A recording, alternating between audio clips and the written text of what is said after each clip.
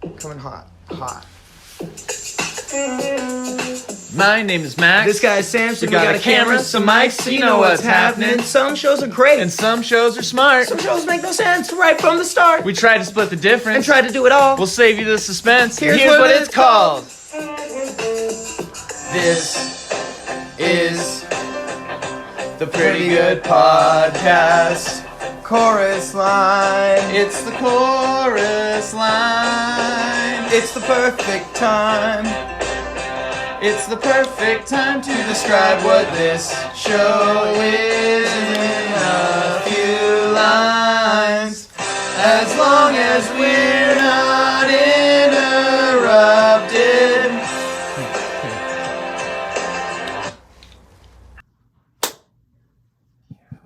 Slated. Slit. Slit. So lit. Slit open. S- Slitty open. S''LIT. All right. Show and tell time, bitches. So last week, if you were watching, we know you probably weren't, but it's okay. We gave each other a couple of homework assignments, research projects, basically, kind of history / whatever you want to call it. Is it history? Yes. Is it important? No. It's up to you. Well, yeah. Okay. So Max gave me BRATZ, and then I gave him sex toys, and I'm kind of concerned about that.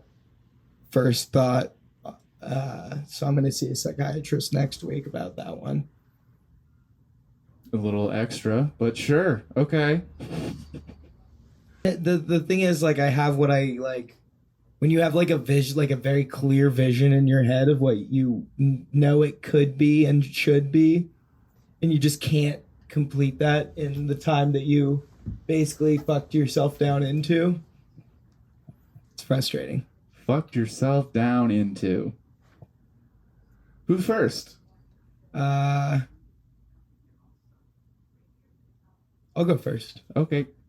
It'll, depending on how it is, it'll probably be playing, and then when Samson talks, we'll cut it and like pause it, and then that's like editing talk, but like when that comes. Welcome to my slideshow on BRATZ dolls, the rise and fall of a generation. What does it take? I won't interrupt. Sorry. Okay, it's okay.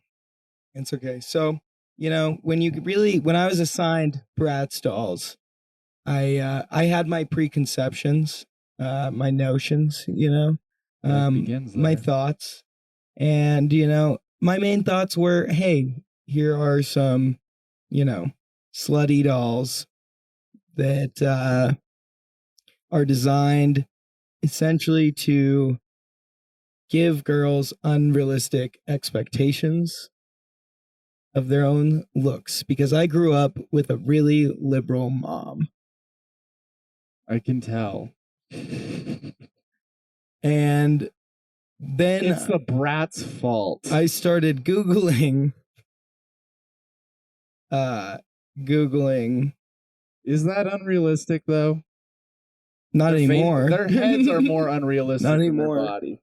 I'll give it that. But But basically, I started like researching, and I came to the conclusion that everybody has that take, and that's the biggest controversy that like really like kind of surrounds them, other than the other one that I'm gonna get to in the later parts of the presentation here. All these bitches have hair. Yep. And so moving forward into the creation of BRATZ, just gonna quick overview here. We got a couple little videos here. This is a clip just to show you the essence. BRATZ, 10.5 inches tall, with big heads, almond eyes, pursed lips, notably provocative clothes, and their own anthem. Yeah. BRATZ don't look like real people. They are like a fantasy. Okay, so that guy was the CEO of MGA, which is the company that basically bought the idea of BRATZ from Carter Bryant. Here is my little intro. Essentially, this is kind of the director's cut presentation that you're getting right now. This is my original take was to go newscast edition, 60-minute style with it. Dun, dun, dun, dun, dun, dun, dun, dun. Yeah, I told you that I don't like that shit in my coffee. Are you? Oh, we're Feel rolling. that. I don't know what they were putting in your coffee. Hey, folks! only Welcome send back me. to Channel 420 News with Samson Large. I'm your main correspondent here in the office of the world with pretty good news on Channel 420. So, welcome back to it. Today we have a special report for you put together by yours truly. The rise and the fall of the BRATZ Corporation. There's everything you want in a modern drama. You got backstabbing, love, hate, real beautiful story. So, sit tight and watch this wonderful report that I've thrown together for you. You're tuned Should in. I ask you Channel 420 questions News. throughout this? Like I'm at the news studio somewhere else and you're like at the field, so you take like an extra 4 seconds to like hear me? Yeah, Okay. that's great. Yeah. Samson, how is it down there? Anything else to say? Yeah, Max. It's all right down I here. couldn't hear. Oh, sorry. There you go. There's the delay. Sorry. Yeah, I guess I should have kept talking. You can talk now if you want. Hey, yeah. So Max, it's pretty good down here, like I was saying. But I just wanted to report that I've been getting some great research in on the BRATZ dolls. Getting a lot put together for this here report that we've got coming up, and I think you're gonna really enjoy the deep dive that we take into the corrupt industry of fashion dolls. Okay. Yeah. Sounds good, man. Yeah. Feel free to proceed. We're all ears.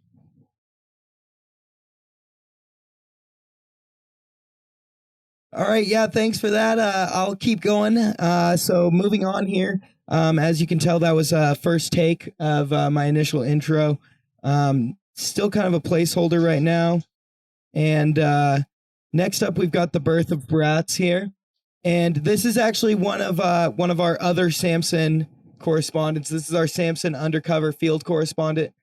Different from me, we have multiple clones of myself here at 420 News, as you know, that we kind of use as disposable agents. So I kind of keep at least 4 or 5 clones on me at all times just to put them into any precarious, weird situations that might be coming up.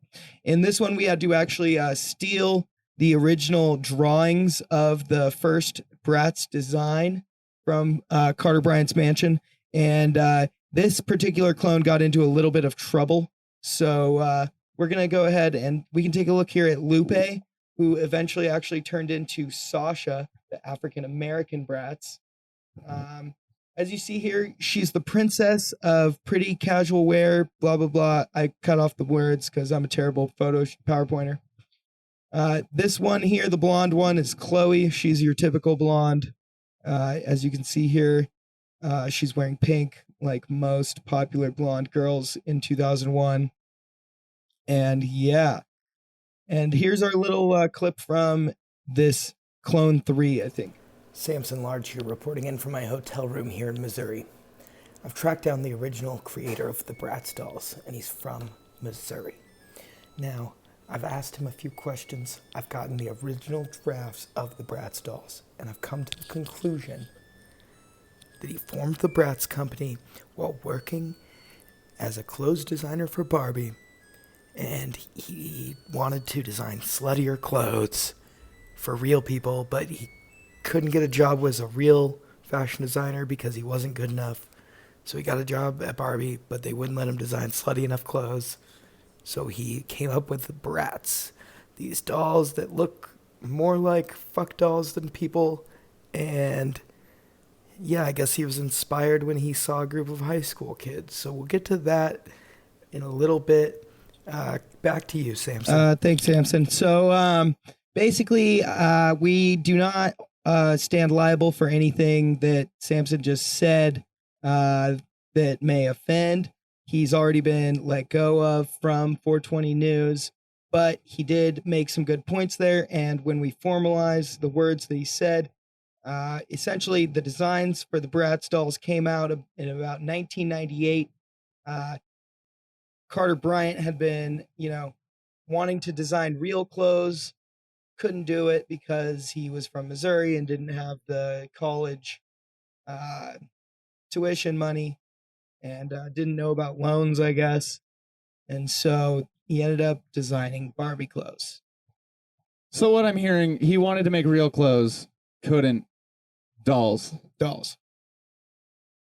Odd, but I will save my judgment. And so he ended up going to about 1 year of school at like University of Illinois or something and dropped out and then went home and just started practicing doll cloth making and mailed some samples to Mattel, the Barbie company, and they hired him. And that was in 95. And he made these designs in 98. So then we have Jade here, the Asian one. And she loves fashion. They all do. They have a passion for fashion. I don't know if you've heard. It'd be weird if they didn't. It would also be weird. So I feel like the difference between a creep and a guy who is successful at Barbie is whether... So at the end of the day, it's an older guy making doll clothes. That's weird. But like, what makes this guy, I guess, not is that he's making a lot of money. He got other people to like it. Yeah, I don't know, man. The difference is, so if it's good kid stuff, then it's all good. And then so this last one here, in the yellow dress, the original name for her was Holiday, and it was spelled Holidae. She ended up being named Yasmin on initial release. As you can see, these are actually the remake dolls from 2008 here on the side.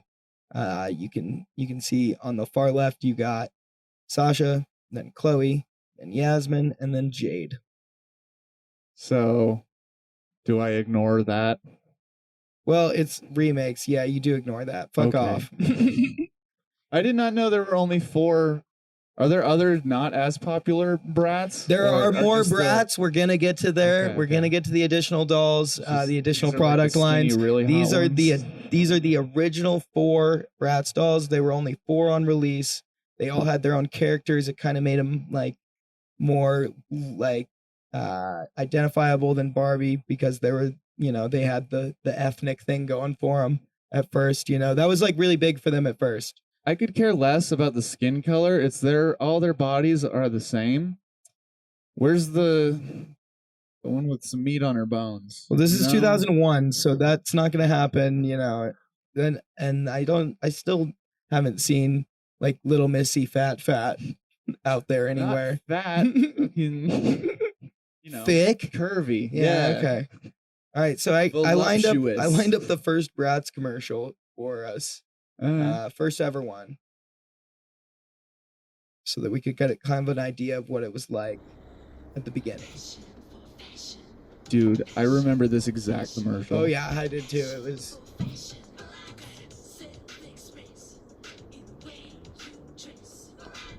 Okay, and so yeah, the tagline was "The girls with a passion for fashion," from about 2001 until 2008. Within like the first year, so the first 4 dolls were released in like May of 2001, about 4 months before 9/11. Wow. That's 1 month for each doll. Oh, here we go. Doll is also 4 letters. There's Jade. 2 L's at the end of the word doll. What do those stand for? The Twin Towers. Jade, 4 letters. Chloe, 4 letters. Jasmine, 6. Sasha, 5. 5. 4, 5, 6. No. 4 is 8. 4, plus 4. 5. There's 2 4s with dolls and 4 months. That's those 2 4s. And then 5, 4 5-year-olds. Mhm. 6 rhymes with Now you're getting sex, it. Now you're getting pedophilia. it. Now you're getting there. You're getting there. Government. You got it. You're there. I interrupted. I'm sorry. All right. So BRATZ is 5 letters. now that's a whole other spin-off presentation that I kind of dove into, but I think we should both work on that. that's going to be a collab one. Moving on, we've got the brain behind the BRATZ here. So on the bottom picture, we have Carter Bryant, the man who designs doll clothes for a living and came up with the BRATZ concept. And now I think it's important that we introduce Isaac Larian, who is the man in the top right corner. And he migrated to America from Iran in, I don't know, the 60s or something, a while ago. And then he founded his company MGA, which is like mini something or whatnot. Essentially, this man had some okay toys that did not do very well. And then here he is recruiting at the end of the 90s. He's basically recruiting from Mattel for people to come over and work for him and like design toys for him. And he ends up landing Carter Bryant in an interview in 2000, springtime probably. And Carter Bryant shows Isaac Larian these BRATZ doll designs that he has. And I guess Larian has them on his desk, and like his daughter sees them or something, and she's like, those are cute. And he's like, I'm in. And so he calls up. Why did they get their daughter involved in the first place? He calls up Carter Bryant, who I don't know if I didn't even see that he had kids, so I'm not sure, which would make his whole doll design even weirder if he doesn't have kids, in my opinion. And yeah, you're right. So he calls him up and he's like, hey man, you got a job here. Let's make your BRATZ happen. And he's like, fuck yeah. So he leaves Mattel, where he's currently designing clothes for Barbie. And this is around August of 2000. And about a month later, he's working for Larian at MGA and designing the first line of BRATZ. And basically sells his idea off, and then they release those BRATZ in May of 2001. So, you know, within a year, they swipe this guy from Mattel and, you know, open up this line of dolls designed by him. And so moving forward, after that initial release, BRATZ really like exploded in popularity. It wasn't very popular like right immediately, but like as Christmas rolled around, it was like really ramping up. And so there were multiple product lines that were introduced in 2002 after Christmas, basically in the springtime for summer. There was Lil BRATZ, BRATZ Boys, BRATZ Kids, BRATZ Babies, Itsy Bitsy BRATZ, BRATZ Little Angels, B-BRATZ, and BRATZ Pets. And then the films and like discography and all that didn't really hit until 2004. The first two animated movies were traditionally animated, 2004 and 2006. And then there was a live action movie in 2007, which was really sold hard, but bombed in the old box office. And also has about I don't think any of their movies have over a 20% rating on Rotten Tomatoes. So they're all pretty terrible from that standpoint. I was going to put a little video in right here reporting. And then I also ended up, this is around the time where I just changed my mind on how I wanted to do the video. And so I really started just using these, like I was going to use them as like little pictures that flung up while I would be talking, and I'd be like, right here. And then I'd be like, all right, next one. And I'd go like that, and it would fling off the screen. Yeah. And I like spent 6 hours in a hole trying to figure out how to do that and didn't get anywhere. And okay, so then next up, we've got the film history. Okay. This one, the live action movie, watched the trailers for it. It's, you know, you're not lining up to waiting in line. No, I'm not gonna go see it. I was gonna watch it, like honestly, in preparation, and then I watched the trailer and I was like, I'm not gonna watch this. This is gonna be a fucking waste of my time. I watched BRATZ ironically. And so that was great. Then there's like literally 14 fucking movies that are all animated. So were they really that bad? Or do they don't care? They just insist on Well, but pumping out. basically like they're releasing like new lines of dolls every couple years, and so every time they release a new set of dolls, they have to release a movie that goes along with this new set of dolls that kind of explains what the fuck they're doing and what their backstory is. And then there's like video games and stuff too, and like it just kind of spreads out everywhere, and it's like a huge cash grab by the MGA company, because like it's literally their only successful fucking toy that they ever made any money on. So moving backwards to the guy Carter Bryant, he said that he came up with the. I need to escape out of this for a second because this is a quote, and this quote is fucking hilarious. Here we go. Okay, so there's a whole book about the. Okay, we're moving into 2008-ish right now, and things have been slowing down. They do a re-release of the initial dolls, and then Mattel kind of pieces together how the BRATZ organization came together and how Carter Bryant was basically recruited right from out of their organization.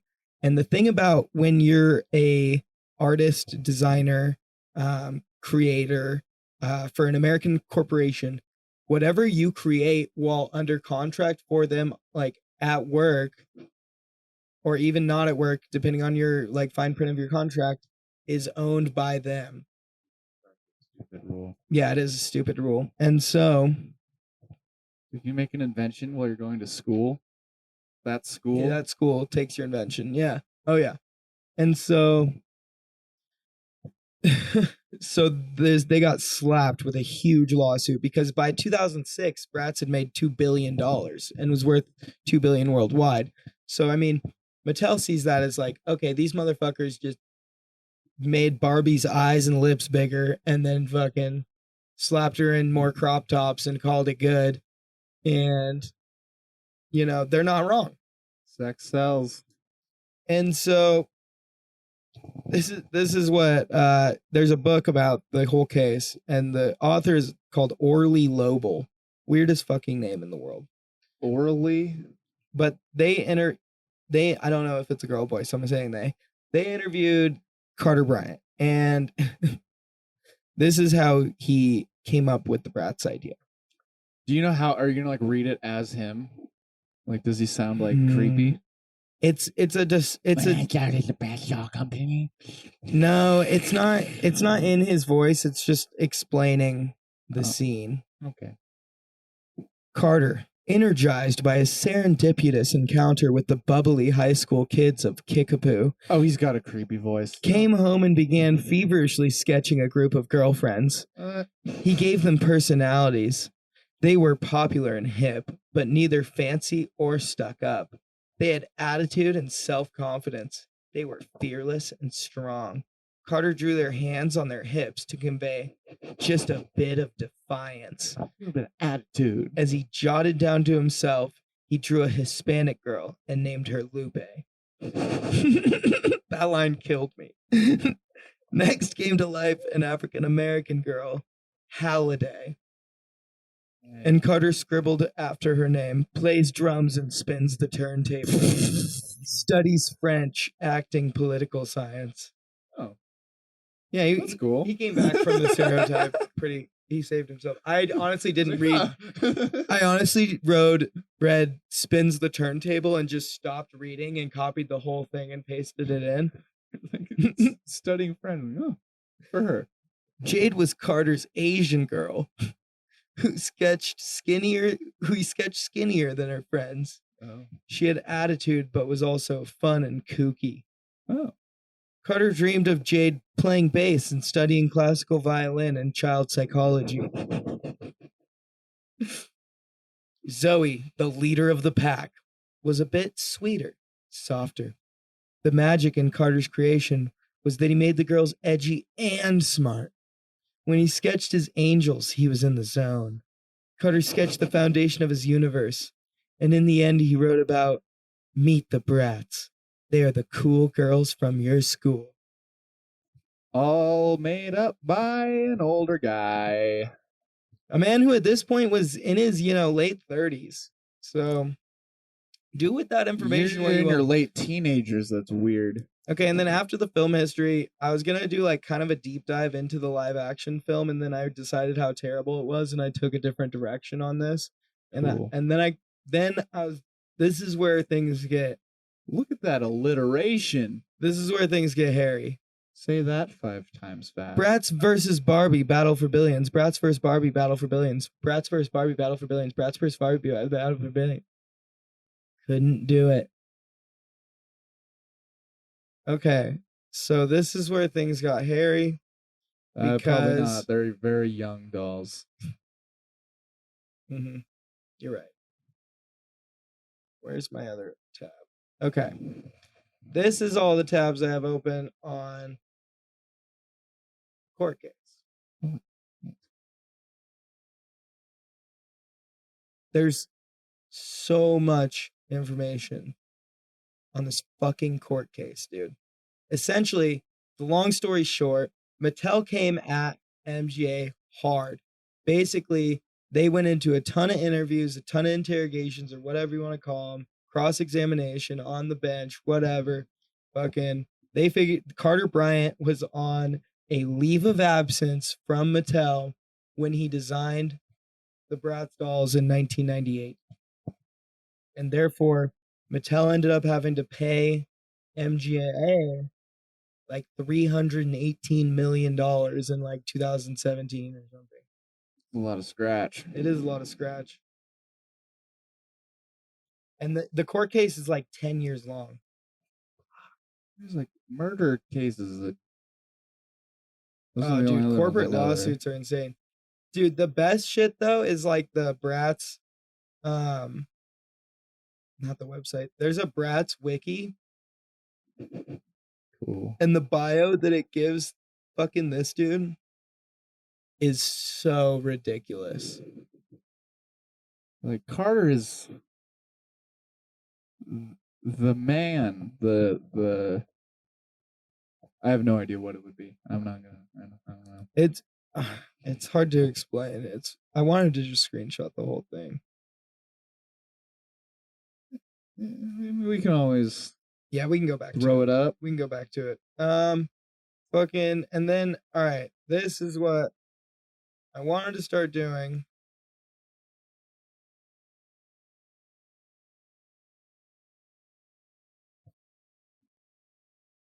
I was going to record a bunch of different clips of me sitting down with a jacket and a corncob pipe and just kind of telling the story as it goes along. And then I was going to have like a bunch of those fucking clips of me kind of like frantically explaining random shit intermittently, like in these, so that like it would play within them. And I'm just bad at editing. And I'm kind of disappointed in myself, but Don't be. it's a good foundation. No, yeah, you got the steps. You just gotta climb them. There's some. You can play mine if you want. All right, where is it? I don't know. Okay, fuck. You airdropped it to me? Yeah. Is this it? No. Oh, there it is. This one? Yep.